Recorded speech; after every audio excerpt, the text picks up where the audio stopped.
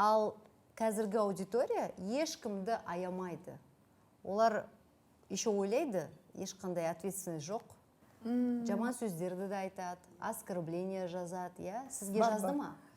Мен, может, жазатында шығар, мен желіде почти отырмайым, білмеймін неге екенін. Бірақ маған сондай жаман сөз жазғанды өзім оқып көрген жоқпын. Сол жаңа көйлегі қайта-қайта осы көйлекпен шығады дегенді естідім. Сосын енді бірақ мен біреулерге жазып атқанда қатты жүрегім ауырады.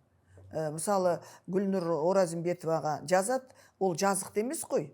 Жақсы көрді, өзінен үлкендеу адамға тұрмысқа шықты, тамаша 2 баланы дүниеге келтірді. Сол Гүлнұрға жазып атқанда оқып қалам кейде. Кейде тағы кімді оқыдым? Көбірек кімді айтады?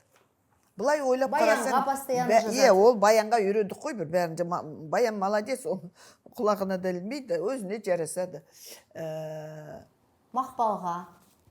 Мақпалға көбінесе менің оқитыным мақтайды. Айтады, Мақпал апай, сіздей әнші жоқ, сіз ғана сіз. Біз бәріміз көрінбей қаламыз Мақпалдың жанында. Ал Роза Қуанышқызы мысалы, Али құрмет алғанда? Ол жерде, енді бұл жерде Розаның ешқандай жазығы жоқ.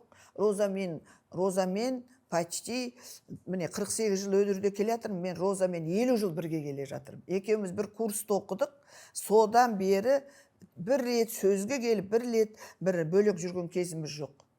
Жан доспыз екеуміз. Менің құрбым, сокурсницам, жерлесім. Секреттеріңізді Білеміз. Біріміздің секретімізді 100% білеміз. Бірақ ешкімге айтпайсыз? Ешкімге айтпаймыз. Айтпайтын құрбыларымыз біз.